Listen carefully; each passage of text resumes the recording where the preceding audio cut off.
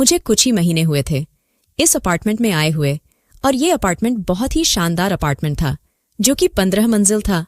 Apartment बस देखने में ही अपार्टमेंट था, लेकिन उसके फ्लैट अंदर से किसी बंगले से कम न थे। मैं यहाँ एक 9th क्लास के बच्चे को ट्यूशन पढ़ाने जाती थी, क्योंकि ये डिफेंस का एक बहुत ही अच्छा इलाका था और इमारत भी बहुत शानदार थी। वहां रहने वाले लगभग सारे लोग ही अमीर घरानों से संबंध रखते थे। उस बच्चे की मंथली फीस मैंने उसकी माँ से 25,000 मांगी थी, और मुझे लग रहा था कि मैंने कुछ ज्यादा ही फीस बता दी है। लेकिन मुझे हैरत उस समय हुई जब उसकी माँ ने कोई भी ऐतराज नहीं किया और फौरन हामी भर दी। मैं तो हैरत से उस औरत को देखने लगी। दोस्तों, इससे पहले कि आप भूल जाएं, हमारे चैनल को सब्सक्राइब कर लें। मैंने इंग्लिश में MA किया था और वो बच्चा 9th क्लास का स्टूडेंट था, लेकिन पढ़ाई में बहुत ही कमजोर था। मैं इस अपार्टमेंट से काफी दूर के इलाके में रहती थी। मुझे यहां तक आने के लिए 2 बसें बदलनी पड़ती थीं। मेरी कोशिश तो यही होती थी कि इसी अपार्टमेंट में मुझे 2-3 ट्यूशन और भी मिल जाए, ताकि मेरे घर के हालात अच्छे हो सकें। ये ट्यूशन भी मेरी एक दोस्त ने मुझे लगता कर दी थी। वो इसी बच्चे की स्कूल टीचर थी जहां वो बच्चा पढ़ता था। मैं तो अपने दोस्त का जितना धन्यवाद करती उतना कम था। हालांकि मेरी पढ़ाई भी कुछ कम नहीं थी। मेरी पढ़ाई का जो रिकॉर्ड था वह बहुत ही अच्छा था, लेकिन मेरे पास कोई सिफारिश ना थी, इसलिए मुझे किसी भी अच्छे स्कूल में टीचर की नौकरी नहीं मिली थी। सुबह के समय मैं एक इंग्लिश मीडियम स्कूल में टीचिंग करती थी, जहां मुझे मुश्किल से 2,000 तनख्वाह मिलती थी। मेरे पापा की डेथ हो चुकी थी और मैं बहन भाइयों में सबसे बड़ी थी। मुझसे छोटे मेरे 2 भाई थे जो कि स्कूल में पढ़ते थे, इसलिए घर की सारी जिम्मेदारी मुझ पर आ पड़ी थी। कुछ पाशा की दुकानों से किराया आ जाता था, और मेरी माँ भी बहुत ही सलीकेमंद औरत थी, इसलिए वो घर को बहुत अच्छे से चला रही थी। बस ऐसे ही मेहनत करके हम अपना घर चला रहे थे। मैं देखने में बेहद खूबसूरत थी, इसलिए मामूली से कपड़ों में भी अपने हुस्न की वजह से मैं सबसे अलग नजर आती थी। मैं शाम के समय उस लड़के को पढ़ाने जाती थी। वैसे तो 2-3 महीने से तो सब कुछ ठीक ठाक चल रहा था, लेकिन कुछ दिनों से मेरे साथ कुछ अजीबोगरीब हादसे पेश आने लगे थे। मैं जब भी लिफ्ट में जाती थी तो वहां पहले से 3-4 लड़के मौजूद होते थे। शायद वह इसी अपार्टमेंट के रहने वाले थे, लेकिन इतने छिछोरे टाइप के लड़के थे कि मैं बता नहीं सकती। कानों में सोने की बालियां पहन रखी थीं, बाल कंधों तक लंबे थे। उनमें से 2 ने तो अपने बालों की पोनी भी बंद रखी थी, और एक ने अपने बालों को ऐसे ही खुला छोड़ रखा था। चारों फैशन के नाम पर फटी हुई जीन्स पहने, बेढंगी सी शर्ट पहने, शायद खुद को किसी फिल्म का हीरो समझते थे। लेकिन मुझे तो उनके अंदर जाहिल और गवारपन के अलावा कुछ भी नजर नहीं आता था। जब भी मैं लिफ्ट में जाती और लिफ्ट बंद होती है, वह लड़के बारी बारी बेहुदा गाना गाने लगते, जिसे सुनकर मेरी नजरें जमीन पर गड़ जाती, मेरे कानों की लवें तक शुरू हो जाती। मेरी कोशिश होती कि जल्द से जल्द मैं अपनी जगह पर पहुंचूं और यह लिफ्ट खुल जाए। मेरे लिए हैरान कर देने वाली बात यह थी कि जब भी मैं लिफ्ट में सवार होने लगती, वह चारों लड़के पहले से ही उस लिफ्ट के अंदर मौजूद होते। अगर 1-2 बार ऐसा होता तो मैं इसे एक इत्तेफाक ही समझती, लेकिन पिछले कुछ दिनों से यह रोजाना होने लगा था। जिस मंजिल पर मैं उस बच्चे को पढ़ने जाती थी वह 8वीं मंजिल थी, इसलिए पैदल सीढ़ियां चढ़कर जाने का तो सवाल ही पैदा नहीं होता था। आज भी जब मैं लिफ्ट में सवार हुई तो उनमें से एक लड़का मेरे बराबर आकर खड़ा हो गया और एक गाना गुनगुनाने लगा। मैंने उसे घूर कर देखा तो वह मुस्कुराने लगा, फिर गाने लगा कि ऐसे ना तुम मुझे देखो, सीने से लगा लूंगा तुमको, तुमसे मैं चुरा लूंगा, दिल में बसा लूंगा। गाना गाते हुए वह पूरी पूरी अदाकारी कर रहा था, और पीछे खड़े 3 लड़के यह सब देखकर हंस रहे थे। मैंने ना जाने कैसे अपना गुस्सा बर्दाश्त किया, क्योंकि इस समय मैं इस लिफ्ट में अकेली लड़की थी। उस लड़के की स्वर ताल खत्म हुई तो मेरे पीछे खड़े दूसरे लड़के ने एक और बेहुदा गाना शुरू कर दिया। मैं जल्दी से लिफ्ट के दरवाजे के करीब आ गई। वो लड़का 21-22 साल का था, लेकिन बहुत ही बेशर्म और बदतमीज था। मैं अपने फ्लोर के बटन को दोबारा से 2-3 बार प्रेस कर चुकी थी। हालांकि वह पहले से ही प्रेस था, मेरा बस नहीं चल रहा था कि लिफ्ट किसी भी फ्लोर पर खुल जाए और मैं वहां से निकल जाऊं। मेरी इस हरकत को देखकर वह लड़के ठहाका लगाकर हंसने लगे। उनमें से एक कहने लगा, जस भी कर दो यार, बच्ची को डर लग रहा होगा। दूसरा बोला, खूबसूरत लड़की अगर लिफ्ट में साथ हो तो एक ख्वाहिश दिल में जाग उठती है कि काश लिफ्ट बंद ही रहे और कभी ना खुले। तीसरा कहने लगा, हम तुम एक लिफ्ट में बंद हो और चाबी खो जाए। यह गाना गाकर उस लड़के ने मेरे दुपट्टे का पल्लू थाम लिया था। मेरा बर्दाश्त शायद यहीं तक था। मैंने पलटकर देखा और उस लड़के के मुंह पर खींचकर थप्पड़ दे मारा, जो कि यह गाना गा रहा था। थप्पड़ की आवाज उस पूरी लिफ्ट में गूंज गई थी। चारों के चारों लड़के गुमसुम हक्का बक्का मुझे देखने लगे। मैंने कहा, ज्यादा शौक है गाना सुनने का तो घर जाकर अपनी बहन को सुनाओ, दिल बहल जाएगा उसका।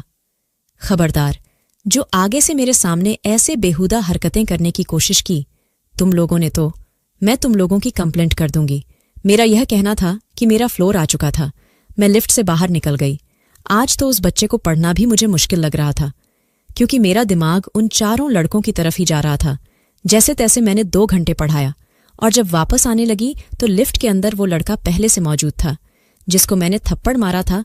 बाकी के तीनों नहीं थे। वो गुस्से से मुझे देख रहा था। उसके चेहरे पर अभी तक मेरी उंगलियों के निशान मौजूद थे। मेरा दिल न जाने क्यों अनजाने से डर में घिरने लगा था। मैंने एक कदम लिफ्ट के अंदर रखा, लेकिन फिर फौरन से बाहर निकाल लिया और लिफ्ट बंद होने का इंतजार करने लगी, ताकि वह लड़का पहले उतर जाए, इससे पहले कि लिफ्ट बंद होती। उस लड़के ने लिफ्ट का बटन दोबारा से दबा दिया और लिफ्ट दोबारा से खुल गई। फिर मुझसे कहने लगा, अंदर आओ, मुझे तुमसे कुछ बात करनी है। जिस शब्दों में उसने मुझे यह कहा, मेरा दिल तो पूरी तरह से धड़कने लगा था। मैंने सोचा कि सीढ़ियों से चले जाना ही ठीक है। मैं इस लड़के से बात करना ही नहीं चाहती थी। मैं फौरन से पलटकर सीढ़ियों की तरफ चली गई, लेकिन वो लड़का मेरे ही पीछे आने लगा। मेरा दिल बहुत ज्यादा डरा हुआ था, इसलिए मैं तेजी से सीढ़ियां नीचे उतरने लगी। वो मुझे पीछे से पुकार रहा था, कह रहा था, एक बार मेरी बात सुन लो, वरना बहुत पछताओगी। लेकिन मैंने उसकी कोई बात ना सुनी। वह भी मेरे पीछे पीछे सीढ़ियों पर आ रहा था। जब मैं सारी सीढ़ियां उतरकर उस अपार्टमेंट की लॉबी में आई, वहां पर उसी अपार्टमेंट के प्रबंधक का एक नौजवान खड़ा था और उसके साथ एक गार्ड भी खड़ा था। वह प्रबंधक लड़का उस गार्ड से बात कर रहा था जब मैं तेजी से उनके पास आई और मैंने उस गार्ड को कहा कि यह लड़का मेरे पीछे आ रहा है, यह मुझे परेशान कर रहा है। यह सुनते ही वह गार्ड उस लड़के को घूरने लगा और कहने लगा, क्या है, तुम्हें शर्म नहीं आती? मेरे पीछे आने वाला लड़का गार्ड के पास आकर खड़ा हो गया और अपनी दोनों जेब में हाथ डाले कहने लगा, अपने काम से काम रखो, समझे? वरना तुम्हें तुम्हारी औकात याद दिला दूंगा। तुम जानते नहीं हो मैं किसका बेटा हूं। दूसरा नौजवान, जो इस अपार्टमेंट के प्रबंध को देखता था, उस बदतमीज लड़के से वे कहने लगे कि देखे, यहां पर नियम कानून बनाए रखें, ज्यादा बेहतर होगा। आप किसी के भी बेटे हों, लेकिन अगर आप कोई भी गलत हरकत करेंगे तो आपके बाप तक यह शिकायत जाएगी। इसलिए दोबारा इस लड़की को परेशान करने की कोशिश मत करना। उस लड़के की बात सुनकर मेरे पीछे आने वाला लड़का मुझे घूरते हुए वापस चला गया। मैंने सुख का सांस लिया था। वह लड़का मुझसे पूछने लगा, आपको क्या शिकायत है? आप मुझे बताएं ताकि हम आपकी शिकायत को दूर कर सकें। मैंने कहा, 3-4 लड़के हैं जो लेफ्ट में आते जाते मुझे परेशान करते हैं। वह कहने लगा, ठीक है, हम इस बात का ख्याल रखेंगे। अगले दिन जब मैं ट्यूशन पढ़ाने के लिए आई तो लिफ्ट बिल्कुल खाली थी, उसमें कोई भी मौजूद ना था। मैंने दिल ही दिल में भगवान का धन्यवाद किया।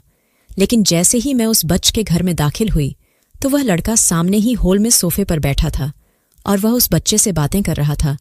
उसकी माँ भी वहीं बैठी थी।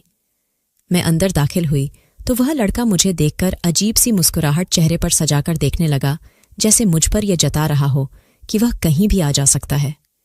मैंने अपनी नजरें झुकाईं और हॉल में ही बैठ गई, क्योंकि मैं उस बच्चे को उसी हॉल में पढ़ाया करती थी। उसकी माँ उस लड़के से कहने लगी, ऐसा करो, तुम अभी जाओ, क्योंकि सोनू को अभी पढ़ाई करनी है। लेकिन देखो, शाम को जरूर आना, तुम्हारी पसंद की वेज बिरयानी बनाई है। वह कहने लगा, जी आंटी, क्यों नहीं, मैं जरूर आऊंगा, बल्कि अब तो आता जाता रहूंगा। यह कहकर वह बाहर चला गया। लेकिन मैं परेशान हो गई थी। एक बार तो मेरा जी चाहा कि मैं यह नौकरी ही छोड़ दूं। पता नहीं क्यों मुझे उस लड़के को देखकर अजीब अजीब से डर आने लगते थे। उसकी आंखों में एक अजीब सी नफरत थी। देखने में तो ऐसा कुछ भी चाहे नहीं होता था, लेकिन अंदर ही अंदर मुझे उस लड़के से डर लगने लगा था। मेरी मजबूरी बस पैसा था, जो मुझे इस ट्यूशन से अच्छा खासा मिल रहा था। और अब तो सोनू भी बहुत अच्छा पढ़ने लगा था। उसकी माँ मुझसे बहुत खुश थी, कहने लगी, मैंने बहुत से ट्यूशन सोनू के लिए बदलकर देख ली थी, लेकिन मेरा बेटा तो डफर का डफर ही था। लेकिन तुम वाकई बहुत अच्छी तरह से इसे पढ़ाती हो, इसका कॉन्सेप्ट क्लियर कर देती हो। अब तो उसके स्कूल के टीचर भी तारीफ करने लगे हैं। मैं दिमाग लगाकर उस औरत की बातें सुन रही थी। मेरे दिमाग में तो उसी लड़के की आंखें घूम रही थीं, जिसमें मेरे लिए ना जाने कौन कौन से जज्बात थे। वापसी पर जब मैं लिफ्ट में सवार हुई तो अकेली थी, लेकिन अभी एक फ्लोर ही लिफ्ट चली थी कि नीचे वाले फ्लोर पर जाकर रुक गई। लिफ्ट का दरवाज़ा खुला और वही 4 लड़के लिफ्ट के अंदर सवार हो गए। इससे पहले कि मैं लिफ्ट से बाहर निकलती, इस लड़के ने, जिसको मैंने थप्पड़ मारा था, उसने मुझे बाजू से पकड़ लिया। मैं उससे बाजू छुड़ाने लगी और इतनी देर में ही लिफ्ट बंद हो गई। मैंने उस लड़के को कहा, यह क्या बदतमीजी है? मेरा हाथ छोड़ो। वह कहने लगा, बदतमीजी का जवाब तो मैं दूंगा। आज तुम्हें बहुत शौक है ना तुम्हें थप्पड़ मारने का और फिर मेरी शिकायत करने का। अब देखो मैं तुम्हारे साथ क्या करता हूं। अभी वह बात कर ही रहा था कि तभी लिफ्ट की लाइट बंद हो गई और एक सायरन बजने लगा।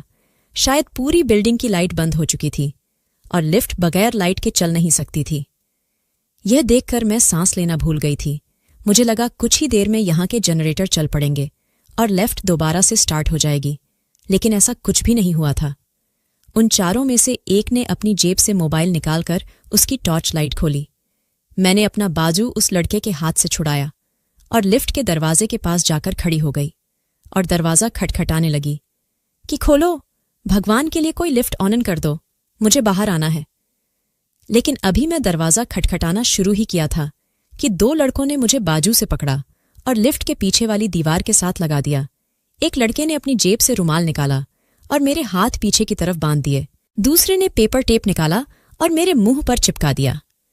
वो लड़का जिसे मैंने थप्पड़ मारा था, उसका नाम मोहित था। कहने लगा, ये लिफ्ट सुबह से पहले नहीं खुलेगी और सुबह तुम्हारी लाश ही इस लिफ्ट से बाहर निकलेगी। मैं ना तो अपने हाथ खोल पा रही थी और ना ही अपने मुंह से उस टेप को उतार सकती थी। जो मेरे साथ इस लिफ्ट में हुआ वह कुछ नामुमकिन और अनहोनी बात ना थी। औरतों के साथ सेक्सुअल हैरेसमेंट में जैसा नीच दिल दहला देने वाला व्यवहार मर्द करते हैं, वही मेरे साथ हुआ। अगर वह औरतें अपने बचाव के लिए चीखें चिल्लाएं तो उसके नतीजे औरत को ही देखने को मिलते हैं। वह लिफ्ट पूरी रात बंद रही थी। न जाने रात के किस समय लिफ्ट का दरवाज़ा खुला था और वह 4 लड़के बाहर जा चुके थे, लेकिन मैं इस काबिल भी ना थी कि उठकर बैठ भी सकती।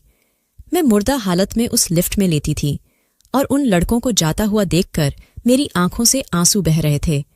अगर मुझे मालूम होता कि अपने साथ की जाने वाली बदतमीजी पर मारे गए थप्पड़ का मुझसे यह बदला लिया जाएगा, तो मैं शायद उस वक्त उसकी उस बदतमीजी को बर्दाश्त कर लेती। मेरी जिंदगी वो लोग बर्बाद कर चुके थे। मैं वहीं बेहोश हो गई। जब मुझे होश आया तो मैं एक गवर्नमेंट हॉस्पिटल के वार्ड में लेटी हुई थी। मेरे पास 2 पुलिस वाले खड़े थे और एक इंस्पेक्टर भी, और मेरी माँ बस रोए जा रही थी। वह इंस्पेक्टर कहने लगा, मैडम जी, जो कुछ तुम्हारे साथ हुआ है, अगर तुम्हें किसी पर शक है तो तुम FIR लिखवा सकती हो। बहुत ही कठोर शब्दों में उस इंस्पेक्टर ने मुझसे कहा। मैं बिल्कुल गुमसुम सी थी। एक बार उस लड़के को सबक सिखाने का नतीजा मैं देख चुकी थी।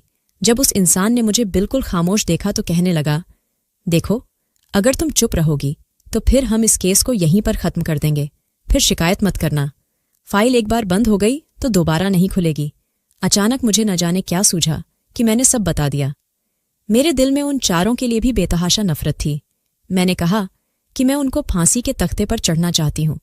मैंने अपना बयान लिखवा दिया।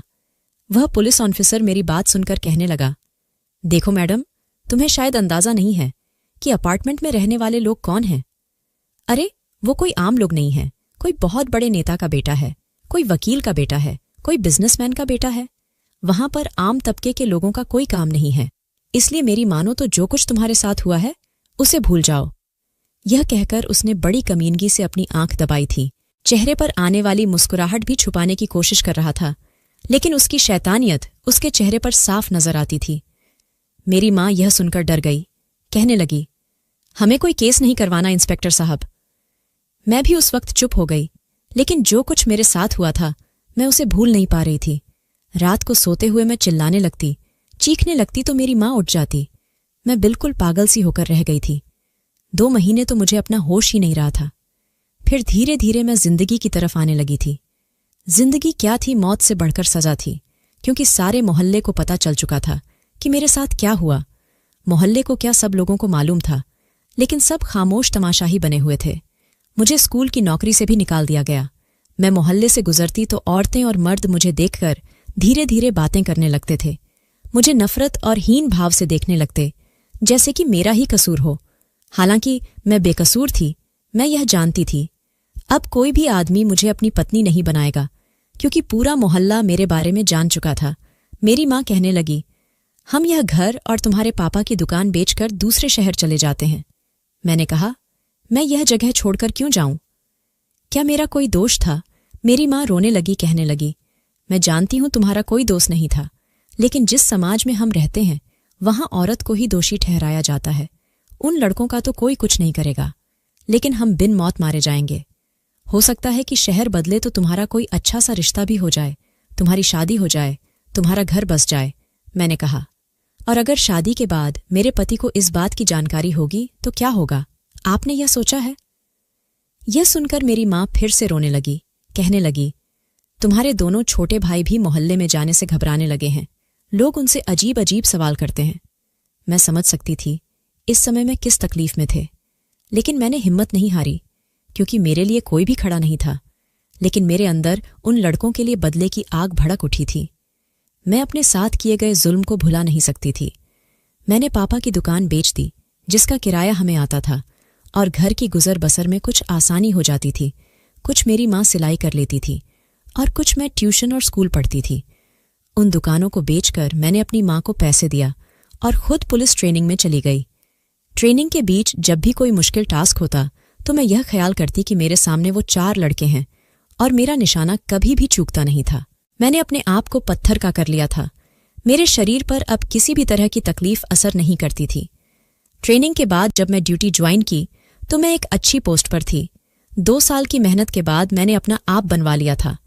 कोई भी केस जब मेरे हाथ में आता तो मैं उसे पूरा किए बगैर चैन नहीं लेती थी।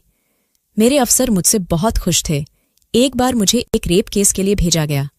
कॉलेज की लड़की के साथ 3 लड़कों ने जुल्म किया था। मैं फौरन से अस्पताल में उस लड़की के पास पहुंच गई। उसकी हालत देखकर मुझे अपना आप याद आने लगा था। वह बेतहाशा रो रही थी। उसकी माँ, उसका बाप बेबस आंसू बहा रहे थे। पुलिस इंस्पेक्टर उसे वैसे ही डरा धमका रहा था जैसे कि कभी मुझे डराया गया था। वो कह रहा था कि उन लड़कों के हाथ बहुत ऊंचे हैं, इसलिए अगर उन पर केस करना है तो अच्छी तरह सोच समझ लें, क्योंकि अब तक कोई भी गिरफ्तार नहीं कर सका है। उन लड़कों के खिलाफ इंस्पेक्टर के पास आकर मैं खड़ी हो गई। मैंने उसके कंधे पर जोर से हाथ मारा। उसने पलटकर मुझे देखा तो जल्दी से सैल्यूट मारा, क्योंकि वो मुझसे जूनियर था। मैंने कहा, तुम्हें यहां किस लिए भेजा गया है? कि तुम इनको डराओ और परेशान करो, ताकि मुजरिम सरे आम दंदनाते फिरें और मजलूम की पुकार सुनने वाला कोई ना हो। वह कहने लगा, मैडम जी, आपको नहीं पता, उन लड़कों की सियासत में बहुत पहुंच है। मैंने कहा, तुम मुझे कानून मत सिखाओ, समझे? FIR लिखो। मैंने उस लड़की से कहा कि मैं तुम्हें पूरा पूरा इंसाफ दिलाऊंगी, लेकिन तुम मुझे उन लड़कों का हुलिया बताओ, मुझे बताओ कि वो कौन है। उस लड़की ने डरते डरते सारी बात बता दी। उसके माँ बाप बार बार यही कहते रहे, हमें कोई केस नहीं करवाना। लेकिन मैंने अपनी तसल्ली दी कि आपको आपकी बेटी के साथ की गई ज्यादती का पूरा पूरा इंसाफ मिलेगा। मैंने जब इन्वेस्टिगेशन शुरू की तो वही 3 लड़के थे जिन्होंने कुछ साल पहले मेरे साथ जुल्म किया था। उस समय वो 20-22 साल के लड़के थे, लेकिन अब इस बात को 7 साल भी चुके थे और उन लड़कों को देखकर मेरे रगों में खून फिर से जोश मारने लगा था। मैंने उन तीनों के खिलाफ अरेस्ट वारंट निकलवाए और उन्हें गिरफ्तार कर लिया। उनमें से एक का बाप बहुत बड़ा वकील था, दूसरे का बाप बड़ा बिजनेसमैन था और तीसरे का बाप सियासत के किसी छोटे मोटे पद पर था। जब मैं उनको गिरवान से पकड़कर हथकड़ी लगाकर अपने साथ पुलिस स्टेशन ले जाने लगी तो उनके बाप कहने लगे, तुम्हें बहुत पछताना पड़ेगा, तुम्हारा ट्रांसफर करवा दूंगा। दूसरा कहने लगा, तुम्हारी नौकरी से छुट्टी करवा दूंगा। और तीसरे के भी कुछ ऐसे ही ख्याल थे, लेकिन मैंने कहा कि कानून सबके लिए बराबर है। जाओ, जाकर अदालत में बात करो। तुम भी यहीं हो और मैं भी यहीं, देखते हैं कि इस बार किसकी जीत होती है। मेरे दिल से अब डर खत्म हो चुका था। मैं कमजोर सी लड़की नहीं रही थी, बल्कि अपनी इस कमजोरी को मैंने खत्म करके ताकत में बदल लिया था। मैं तीनों लड़कों को गिरफ्तार करके जेल में डाल चुकी थी। उनके खिलाफ FIR लिखी जा चुकी थी, इसलिए बिना अदालत के धक्के खाए वो लड़के बाहर नहीं जा सकते थे। मैंने अपने ऑफिसर से कहा कि इनका रिमाइंड मैं लेना चाहती हूं। ऑफिसर मेरी बात सुनकर हैरत का शिकार था। कहने लगा, देखो, हमें ऊपर से कॉल आ रही है, हम शायद इन्हें ज्यादा देर तक जेल में बंद नहीं रख सकते। मैंने कहा, हमारी समस्या यही है, हम पुलिस वाले बड़ी मेहनत से भाग दौड़ करके, अपनी रातों की नींद हराम करके लोगों को सुख चैन देना चाहते हैं, इंसाफ दिलाना चाहते हैं, तो यह ऊपर की कॉल आकर हमारी सारी मेहनत पर पानी फेर देती है। वो कहने लगे, देखो, तुम्हारा काम था इन्हें गिरफ्तार करना, वह तुमने कर लिया, बस कल ही इन्हें बड़ी जेल में भेजने के बाद तुम्हारी ड्यूटी खत्म है। मैंने कहा, जी ठीक है। अगले दिन शाम को पुलिस वैन पर उन तीनों मुजरिमों को बिठाया गया और उनके साथ 2 पुलिस वालों को बिठाया गया था। आगे की फ्रंट सीट पर मैं बैठी थी और मेरे साथ एक पुलिस वाला भी था जो कि पुलिस जीप चला रहा था। जिस जेल में हमें उन्हें शिफ्ट करना था वो यहां से काफी दूर थी, लगभग 2 घंटे की सफर थी और बीच में एक सुनसान रास्ता भी पड़ता था। ऑफिसर ने कहा, देखो, ये भागने ना पाए। मैंने कहा, निश्चिंत रहे, ये लड़के जब तक मेरे अंडर में है सवाल ही पैदा नहीं होता है कि यह भाग सकें। मेरे अफसर ने मुझे वेल डन का अंगूठा दिखाते हुए कहा कि मुझे तुम पर पूरा भरोसा है। मैं उस जीप की फ्रंट सीट पर बैठ गई। रास्ता जब सुनसान सड़क पर शुरू हुआ तो अंधेरा शुरू हो चुका था। मैं जानती थी कि कुछ दूर जाते ही उनको बचाने के लिए उनके बाप ने किसी न किसी को भेजा होगा जो अंधाधुंध फायरिंग करेंगे और हमें मार डालेंगे। इससे पहले कि वो अपनी चाल चलते, मैंने अपने साथ बैठे पुलिस वालों से कहा कि यह गाड़ी रोक दो। वो मुझे देखकर हैरान हुए। कहने लगे, क्यों मैडम जी? मैंने कहा कि तुम्हें कहाँ है ना, गाड़ी यहीं रोक दो। उसने गाड़ी रोक दी। मैं गाड़ी से नीचे उतरी और पिछली दरवाजे का ताला खोल दिया। दोनों पुलिस वाले मुझे देखने लगे, बोले, मैडम जी, आपने गाड़ी यहां क्यों खड़ी करवा दी? मैंने उनसे कहा कि मुझे ऊपर से आर्डर आया है। फिर मैंने कहा, इन लड़कों की हथकड़ियां खोल दो। तो यह सुनकर वो पुलिस वाले हथकड़ियां खोलने लगे। वह तीनों लड़के बड़े ही खुश नजर आ रहे थे क्योंकि वो सोच रहे थे कि उनके बाप ने उनके लिए कॉल करवाई है। वह सोचने लगे कि अब वह यहां से फरार हो जाएंगे। जैसे ही वह गाड़ी से नीचे उतरे, मैंने कहा, भागो, जितना भाग सकते हो भागो। अगर तुम लोग मेरी गली से बच सके तो तुम जिंदा बच जाओगे, वरना तुम इनकाउंटर में मारे जाओगे। यह सुनकर उन लड़कों की रंगत उड़ गई थी। वो मुझे देखने लगे। मैंने कहा, इतने गौर से मुझे मत देखो, यह ना हो कि तुम लोग मुझे पहचान जाओ। मैं नहीं चाहती कि मैं तुम लोगों को अपनी पहचान कराऊं, लेकिन बदला तो बदला होता है। एक बार तुम लोगों ने मेरे साथ ऐसी गलती की थी जिसमें मेरा कोई दोस्त नहीं था। वह कहने लगे, क्या मतलब? हम समझे नहीं। फिर मैंने उन्हें उस अपार्टमेंट का नाम बताया और कहा कि लिफ्ट याद है ना तुम्हें? यह सुनकर उन तीनों की रंगत बदल गई थी। फिर मैंने उन्हें बोलने का मौका नहीं दिया। मैंने कहा, भागो। वह भागने लगे। अभी वह कुछ ही दूर भागे थे कि मैंने तीनों को गोलियों से भून के रख दिया और एक गोली अपने बाजू पर मार ली थी। यह देखकर वह तीनों पुलिस वाले हैरान हो गए। कहने लगे, मैडम जी, यह आपने क्या गजब कर दिया? मैंने कहा, कुछ नहीं किया। हम कहेंगे कि इन्होंने गाड़ी रुकवाई थी और भागने की कोशिश कर रहे थे। उनके पास पहले से हथियार मौजूद था जो कि उनके बाप ने उन्हें भिजवाया था। हम कह देंगे कि इन्होंने भागने की कोशिश की और मेरे ऊपर भी गोली चलाई। ये इनकाउंटर में मारे गए। मेरी बात सुनकर वह तीनों पुलिस वाले मुस्कुराने लगे। फिर यही खबर अखबार में छपी थी। उनके बाप समझ गए थे, लेकिन मुझ तक कोई नहीं पहुंच पाया था। लेकिन मुझे अभी चौथे लड़के की तलाश थी जिसे मैंने थप्पड़ मारा था। उसने मेरी जिंदगी बर्बाद कर दी थी। मैं चाहती थी कि मैं उससे भी बदला लूं। उस लड़के के बारे में जानकारी हासिल करना शुरू की तो मालूम हुआ वो लड़का भी एक बड़े बाप का बिगड़ा हुआ बेटा था, लेकिन एक टांग से अपाहिज हो गया है। यह सुनकर मुझे सुकून मिला कि उससे तो बदला मेरा भगवान ले चुका है। एक बार मैं एक मंदिर के सामने पर ड्यूटी निभाने गई तो मेरी नजर उस लड़के पर पड़ी जो अपनी व्हीलचेयर पर बैठा गरीब लोगों को कुछ बांट रहा था। कुछ ही देर बाद वो लड़का फूट फूट कर रोने लगा और दुआ कर रहा था कि मैंने एक लड़की के साथ बहुत ही जुल्म किया था। मैंने पहले कभी किसी लड़की के साथ ऐसा नहीं किया था, लेकिन उसने मुझे थप्पड़ मारा तो मैं गुस्से में आ गया था और मेरे तीनों दोस्तों ने मुझे भड़का दिया और उनके भड़काने पर मैंने उस लड़की से अपने दोस्तों के साथ मिलकर अपनी बेइज्जती का बदला लिया था। मैंने उसके साथ बहुत गलत किया। उसके कुछ दिन बाद मैं एक हादसे में अपाहिज हो गया। मैंने उस लड़की को बहुत ढूंढा था कि उससे माफी मांग सकूं, क्योंकि मैं समझ सकता हूं कि वह किस तकलीफ से गुजरी होगी। और पिछले 7 सालों से मैं रो रो कर माफी मांग रहा हूं, लेकिन इस हादसे ने मेरा सुख चैन बर्बाद करके रख दिया है।